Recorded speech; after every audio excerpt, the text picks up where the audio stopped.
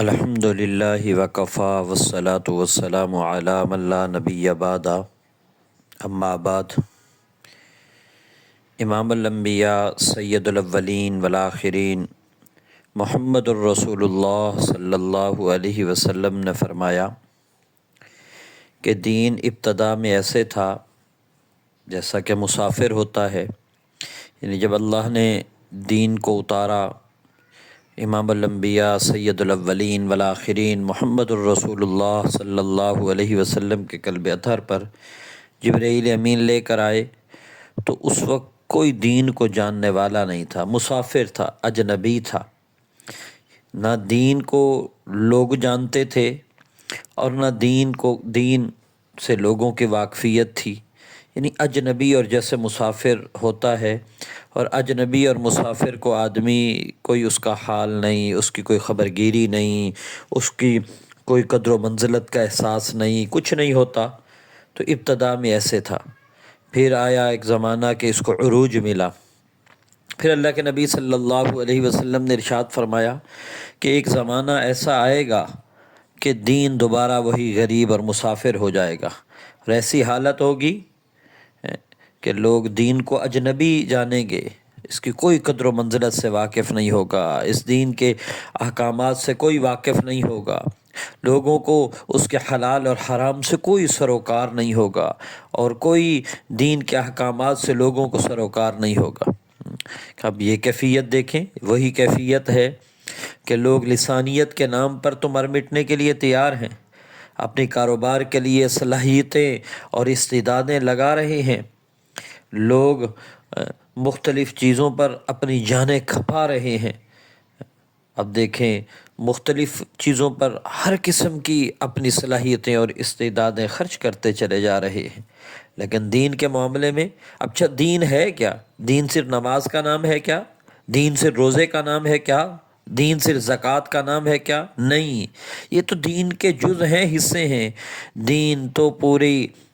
پوری جو پیاری زندگی امام الانبیاء سید الاولین والآخرین محمد الرسول اللہ صلی اللہ علیہ وسلم لے کر آئے، اس کا نام ہے۔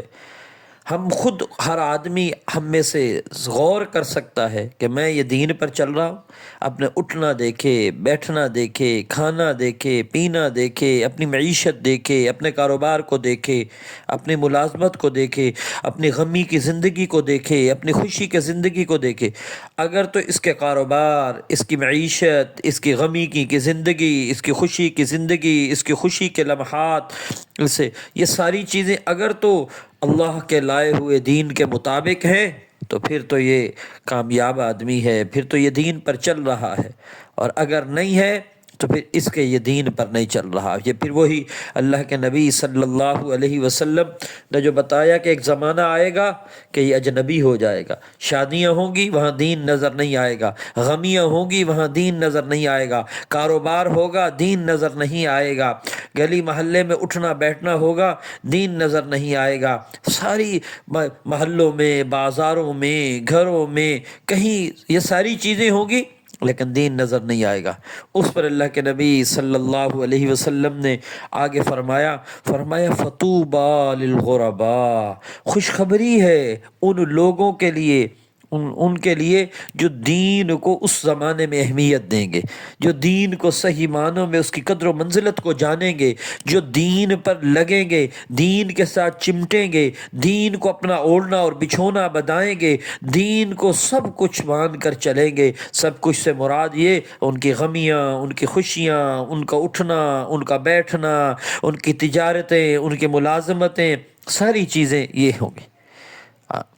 یہ ایسا نہیں ہوگا کہ جہاں اغراض آئیں وہاں دین کو قربان کر دیا، جہاں خواہشات آئیں دین کو قربان کر دیا، مفادات آئے وہاں دین کو قربان کر دیا، ایسا نہیں۔ فرمایا خوش و خرم رہے، تر و تازہ رہے، خوشخبری ہے، کامیابی ہے اس کے لیے جو وہ کیا کرے، جو